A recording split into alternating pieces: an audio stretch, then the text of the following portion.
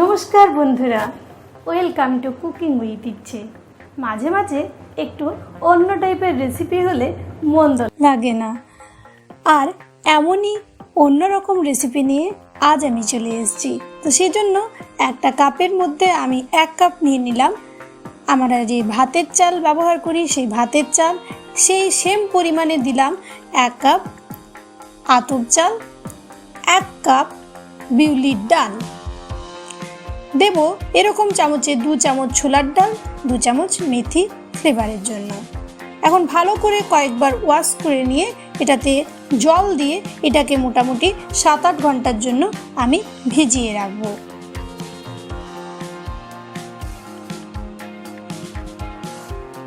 সাত আট ঘন্টা পরে এখানে আমি 3 চামচ পরিমাণে চিড়ে নিয়ে নিলাম, আর মিক্সার জারের মধ্যে চিড়ে আর ওই সমস্ত উপকরণ আমি এখন নিয়ে নেব।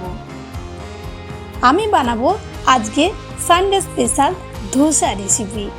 এখন এটার মধ্যে একটু একটু করে জল দিয়ে আমি একটা ব্যাটার বানিয়ে নেব। তবে বেশি জল দিতে যাবেন না কিন্তু, তাহলে কিন্তু ধোসার ব্যাটারটা পারফেক্ট হবে না। আমার ব্যাটারটা হয়ে গেছে পেস্ট, এখন আমি পাত্রের মধ্যে ঢেলে নিলাম। এইভাবেই সমস্ত ব্যাটারটা আমি রেডি করে নেব। দেখতে পাচ্ছেন ব্যাটারটা আমাদের হয়ে গেছে। এখন এটাকে একটু ফেটিয়ে আর আমি ঢেকে রাখবো এটাকে 8 থেকে 12 ঘন্টা।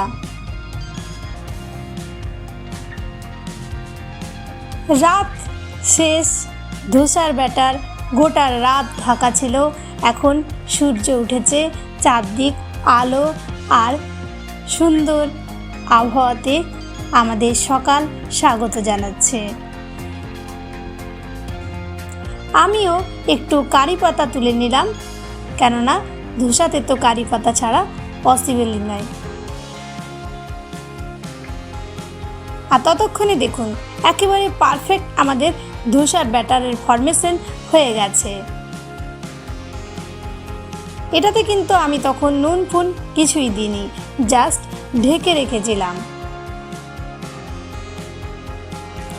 পারফেক্টলি ধোসার ব্যাটার একেবারে রেডি হয়ে গেছে আমাদের।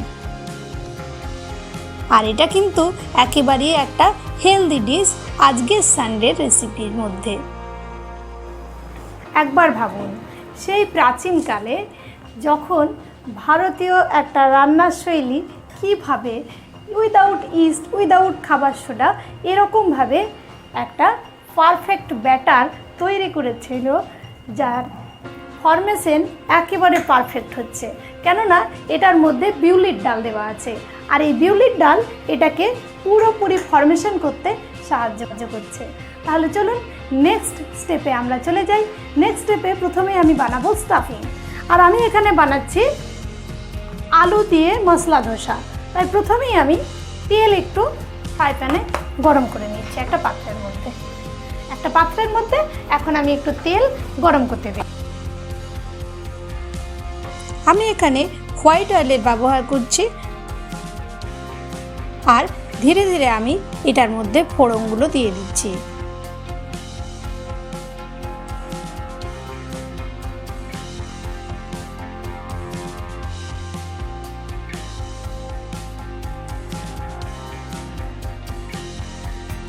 তেলটা আমাদের পারফেক্টলি গরম হয়ে গেছে।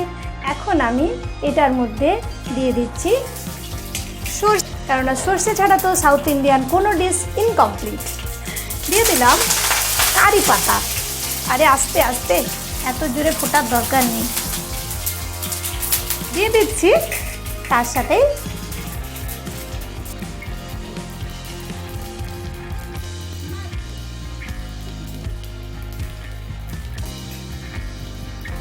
তবে নারকেলটা একেবারে ছোট ছোট করে চপ করে নিতে হবে। নারকেল আমাদের ফ্রাই হয়ে গেছে। দিয়ে দিলাম বাদাম, একটু ফ্রাই করব।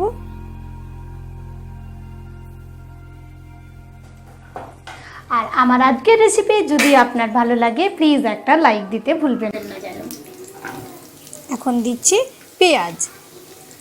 পেঁয়াজটা বেশ ভালো পরিমাণে দিতে হবে, নাহলে কিন্তু টেস্ট আসবে না।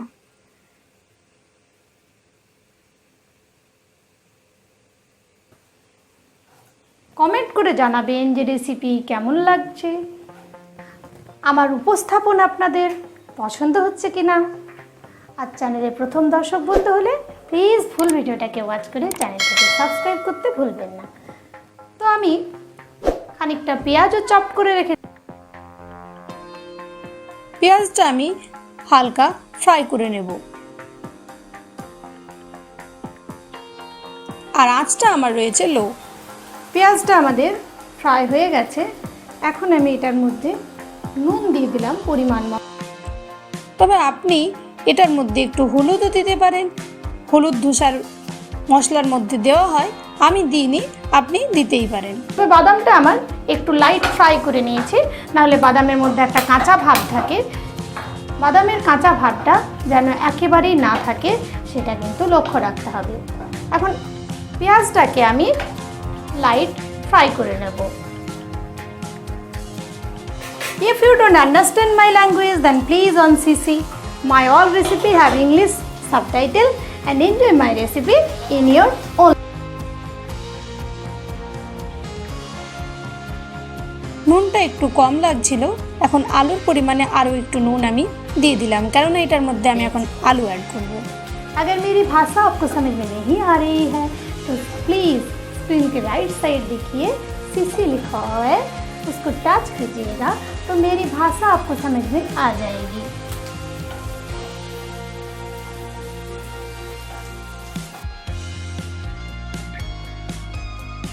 দেখুন পেঁয়াজটার কিন্তু খুব সুন্দর একটা কালার চলে এসছে। এখন এটার মধ্যে বেশ ভালো পরিমাণে আলু দিলাম। আলুটা অলরেডি সেদ্ধ করে রাখা ছিল।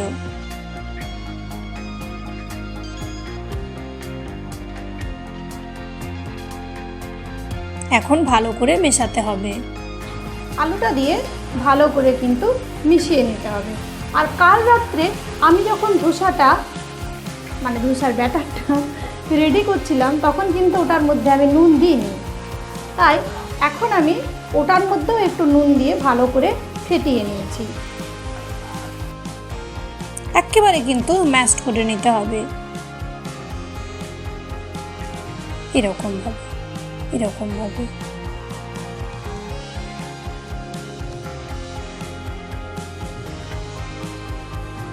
দেখুন একেবারে পারফেক্ট করতে হবে।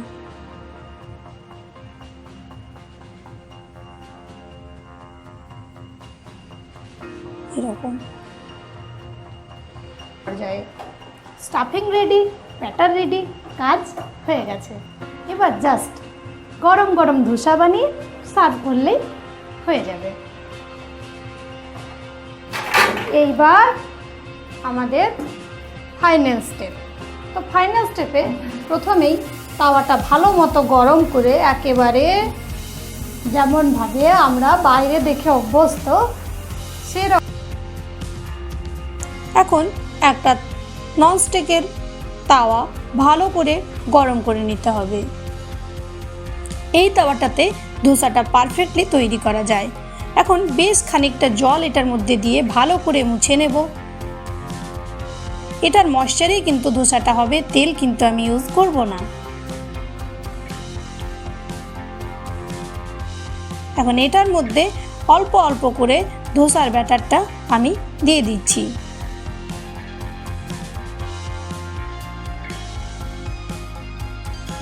আর ব্যাটারটা ভালো করে কিন্তু খুবই পাতলা করে এরকমভাবে দিয়ে দিতে হবে।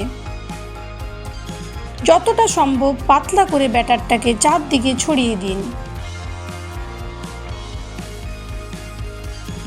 এরকমভাবে ধৈর্য নিয়ে ভালোবাসা দিয়ে।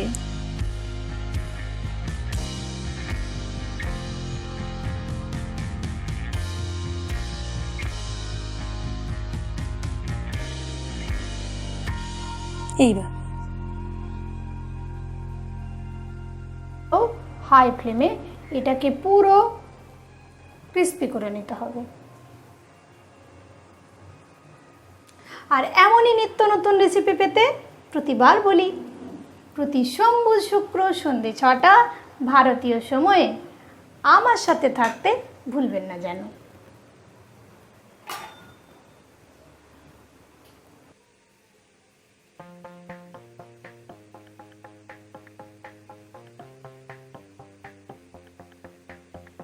তো হয়ে গেছে। এখন এটাকে হাই ফ্লেমে কিন্তু ভালো করে ক্রিস্পি করতে হবে।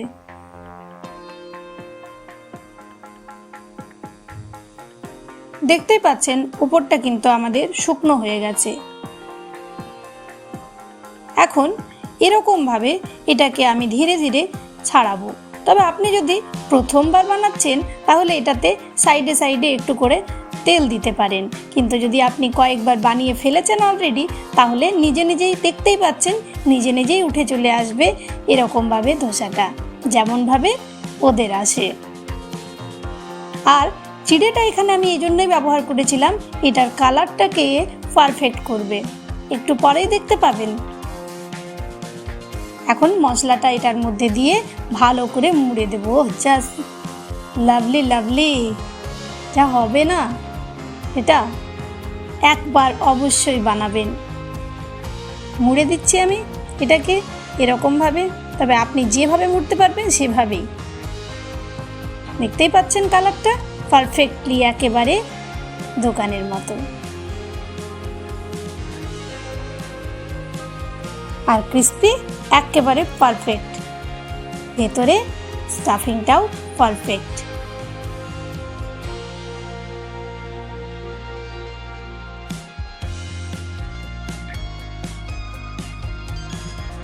দেখুন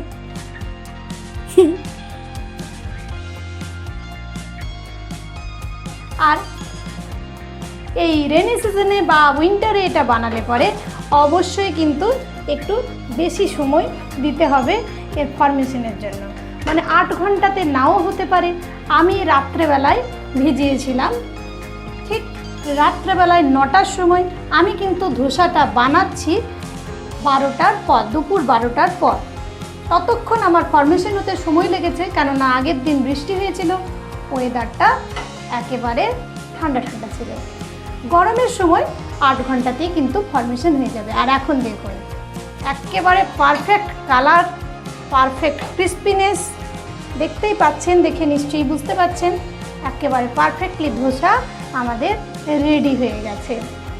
তাহলে দর্শক বন্ধুরা নিশ্চয়ই বানাবেন, আর অবশ্যই আমায় কমেন্টে জানাবেন যে আপনাদের কেমন লাগলো আজকের রেসিপি।